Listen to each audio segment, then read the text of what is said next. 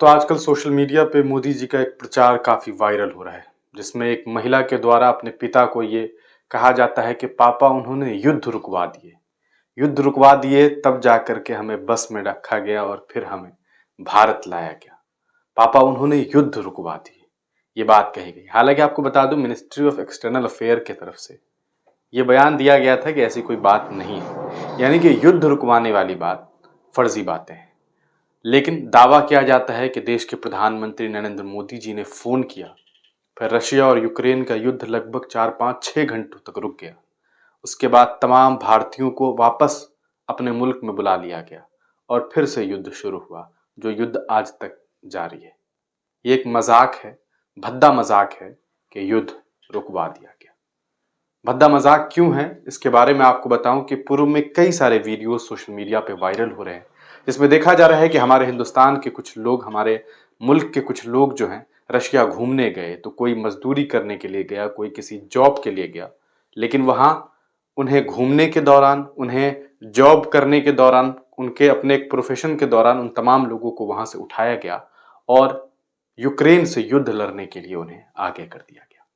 सोचने वाली बात यह है कि इस पर हमारी गवर्नमेंट क्या कर रही है, आखिर ऐसा कैसे हो पा रहा है, किस तरह की डिप्लोमेसी है हमारे मुल्क के साथ रशिया का कि हमारे मुल्क के लोगों को वहां पर जंग लड़ने के लिए छोड़ दिया जा रहा है। उनके साथ क्या कुछ हो रहा होगा, इसका अंदाजा आप लगा सकते हैं। एक खबर अभी अल जजीरा की सामने आई है। यह खबर काफी चौंकाने वाली है और परेशान करने वाली है, लेकिन शायद हमारे भारत के कुछ लोगों को यह बात फिर भी समझ ना आए और उन्हें हजम ना हो यह बात, क्योंकि उन्हें लगेगा कि यार, प्रधानमंत्री नरेंद्र मोदी जो युद्ध रुकवा सकते हैं, उनके रहते हुए ऐसा कैसे हो सकता है। लेकिन ऐसा हुआ है और ऐसा लगातार होता जा रहा है और न जाने आने वाले वक्त में क्या कुछ होने वाला है।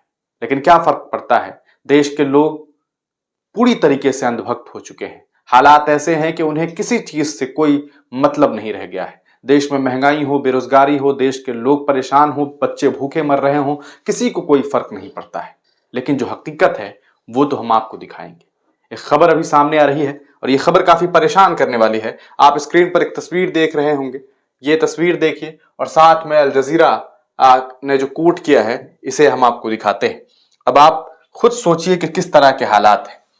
Indians die fighting for Russia in Ukraine, leaving a trail of helplessness. सोचने वाली बात है कि रशिया और यूक्रेन के युद्ध में हमारे लोग क्या कर रहे हैं, भारत के लोग क्या कर रहे हैं। और आप सोचिए कि इंडियंस डाई, हमारे लोग मर रहे हैं, लेकिन देश को फर्क नहीं पड़ता है। देश की जो देश के हुक्मरान हैं, उन्हें फर्क नहीं पड़ता है। क्या आपको फर्क पड़ता है? शायद आपको भी फर्क नहीं पड़ता है। अगर आपको फर्क पड़ता तो आप सवाल करते, आप पूछते देश के प्रधानमंत्री से, आप पूछते अपने नेता से, आप पूछते अपने चौकीदार से कि कहां है आपकी चौकीदारी, कैसी चौकीदारी आप कर रहे हैं। क्या आपकी चौकीदारी के वक्त में हमारे लोगों के ऊपर इस तरह के जुल्म हो रहे हैं? आप अंदाजा लगाइए कि हमारे लोग रशिया और यूक्रेन के युद्ध में मारे जा रहे हैं, वो युद्ध लड़ने के लिए जा रहे हैं। ऐसी कौन सी मजबूरी आ गई? हम आपको बताएं दोस्तों, इसको लेकर के जो खबरें सामने आई है वो मैं आपको इन डिटेल थोड़ा दिखाऊं।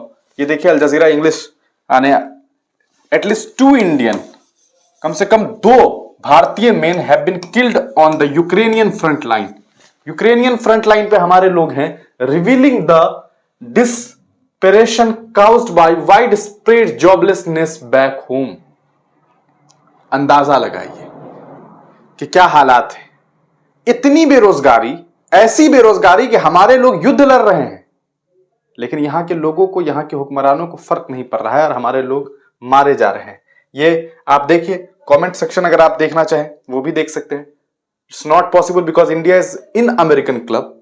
ये पॉसिबल नहीं है क्योंकि इंडिया जो है अमेरिकन क्लब में है, ये बात कही जा रही है। They died fighting for freedom.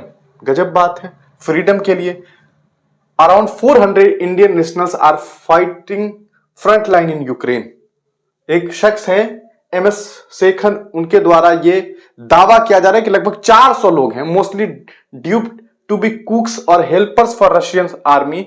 They knew what they were signing up for, a missile strike can hit anywhere. ज्यादातर लोग जो हैं वो वहां पर खाना बनाने के लिए गए हैं, हेल्पर्स बन करके गए। क्यों? क्योंकि देश में बेरोजगारी है और रोजगार की तलाश में हमारे यहाँ के लोग बाहर जा रहे हैं और वहां जाने के बाद वो युद्ध के शिकार बन रहे हैं और हमारे लोग मारे जा रहे हैं। लंबी खबर है, लेकिन सच्चाई यही है कि हमारे देश के साथ, हमारे देश के लोगों के साथ जो हो रहा है वो यकीनन बेहद गलत हो रहा है। मिनिस्ट्री ऑफ एक्सटर्नल अफेयर को चाहिए, हमारे होम मिनिस्टर साहब को चाहिए, अमित शाह साहब को चाहिए, देश के प्रधानमंत्री को चाहिए कि इन मामलों में संज्ञान ले।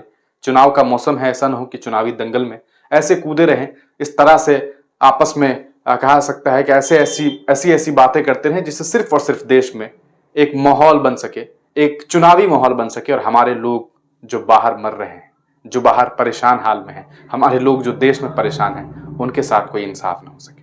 वक्त की जरूरत यही है कि देश की जो मिनिस्ट्री ऑफ एक्सटर्नल अफेयर है उन्हें इस पूरे मामले को संज्ञान में लेना चाहिए और हमारे जो लोग विदेश में फंसे हैं उन्हें वापस लाना चाहिए। ना कि इस पर काम करना चाहिए कि हम पाकिस्तान, अफगानिस्तान और जो बांग्लादेश है वहां जो पीड़ित परिवार है उन्हें यहाँ लाएं। पहले अपने पीड़ितों को लाइए, अपने पीड़ितों को ठीक कीजिए, ये वक्त की जरूरत है। आप तमाम लोग इस वीडियो को जरूर शेयर कीजिएगा और अपनी राय कमेंट सेक्शन में देना ना भूलें।